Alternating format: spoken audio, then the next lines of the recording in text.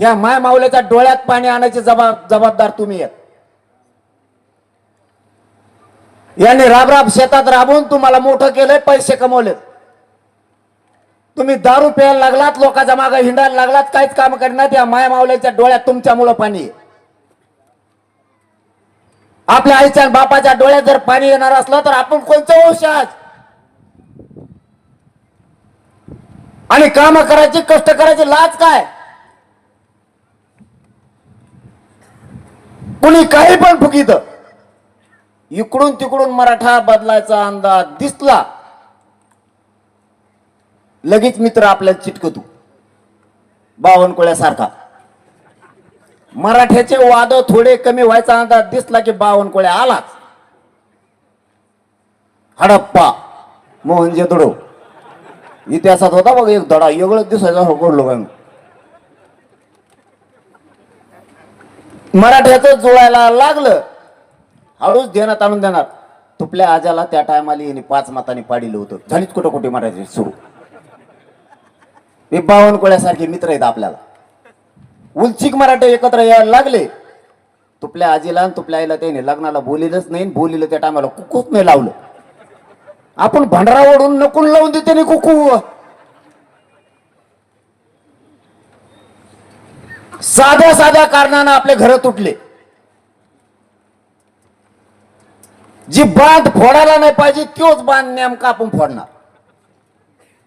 1 acre जास्त घेणार, बांध फोडून 3-4 लाख रुपये तिकडे घालण्यापेक्षा परत वरून म्हणणार माळावरचं गेलं तरी हरकत नाही, पण याची जिरायचीच. म्हणजे माळावरचं गेलं आणि याचीही जिरली नाही.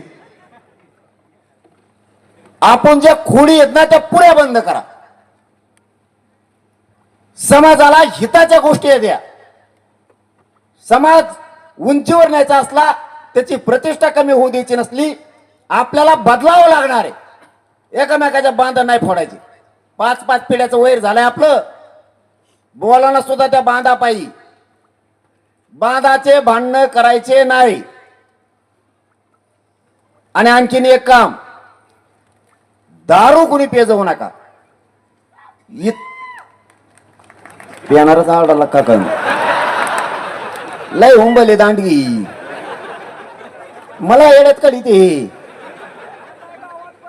गोड बोलून खाली उतरी चला चला थोडत जायचं आणि मलाच होरगडीत येत. आणि बाजूला सारखा सारखा तेच म्हणतात आणि मलाच तुडीत येत. आणि बाजूला सारखा म्हणतात सरके तू कुणाला. मला चिवरू बेजार केलं. एवढ्या जागेत मग ढोपर मोड होते हाणू. ते कोपर हाणतोय, ते कोपर हाणतोय, काही गुडघ्याने हाणतात असे. आणि परत म्हणतात पाटाला लागून द्यायचं नाही, पाटील आपले. आणि खपा खप गुडघे हाणतोय मागून.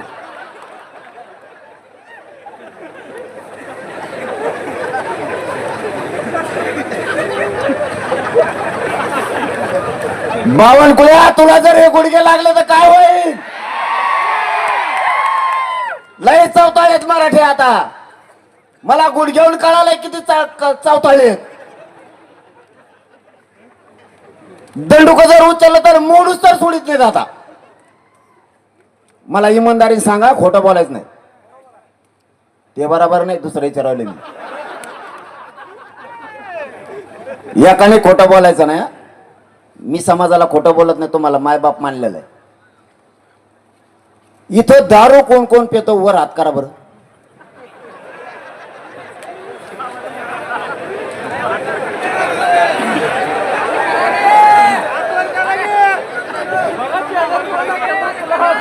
दारू कोण कोण पितो वर हात करा.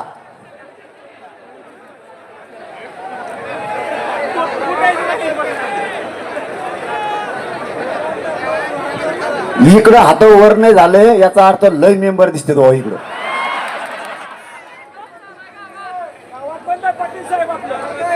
आम्ही तुकडून पिऊन आला. आता बंद करायचे. हा प्यायचे नाही बाबा. आता नाही हाणायची इथून पुढं. बंद. नाही टाकीत पाणी पुन्हा त्याच्यात. बंद आजपासून. मावशा हो एक काम करा गाड्या तुम्ही. हे जर दारू पेले ना यांच्या भाकरीच बंद करून टाकाय. मी तुमचा भाऊ म्हणून तुमच्या मागे भाकरी बंद करा यांच्या सगळ्याच्या. तवाय ठेपेल इथे लाजा धरू आपण थोड्या. हे बघा सोन्यासारखे लेकरं तुमच्या घरी आहेत. ज्यावेळेस बाप घराच्या बाहेर जातो ना, लेकराला माहित नाही संध्याकाळी येताना बाप कसा येणार. पाहुणे रावळे लय नाव ठेवतात, आपल्यावर हसणारे लई आहेत. उगाच व्यसनाच्या आहारी जाऊन समाज आणि तुमचं कुटुंब नका बरबाद करू. माझ्या काय बापाची पेत नाही आहेत तुम्ही. तुमच्याच पासून लोक तुटतेत. इज्जतीचा पंचनामा करू नका.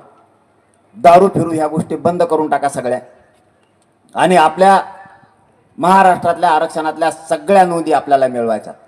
58 लाख नोंदीचे प्रमाणपत्र घेतल्याशिवाय आता 29 ऑगस्टला माघार घ्यायची नाहीये.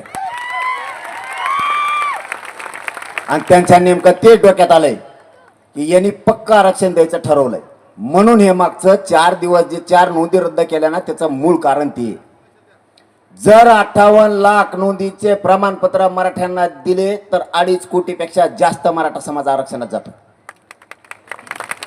आणि एकदा जर मराठा समाज सुधारला तर जगाच्या पाठीवर प्रगत जात म्हणून फक्त मराठ्यांची असणार आहे. यांना 58 लाख नोंदीचे प्रमाणपत्र मिळू द्यायचे नाहीत. याच्यासाठी गैरसमज मराठ्यात पसरला. पण खरंच मी पण नशिबवाने, मराठा समाजही नशिबवाने. नियती आपल्या मराठा समाजाच्या बाजूने होती म्हणून जमलं. यांनी 4 नोंदी रद्द करून मराठा समाजात गैरसमज पसरला की हे प्रमाणपत्र टिकणार नाहीये, त्या नोंदी टिकणार नाहीये. यांनाच माहित होतं की हेच पक्क आरक्षण आहे. 150-200 वर्षापूर्वीच्या नोंदी आहेत त्या रद्द नाही करू शकत. कारण स्वातंत्र्यपूर्व काळात जे कोणाची जात जनगणना नोंदली होती त्यावेळेस हेतू नव्हता.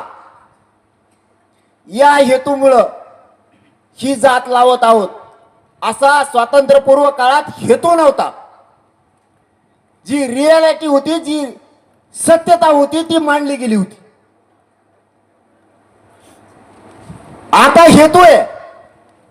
त्यावेळेस कुणबी नोंद केली गेली.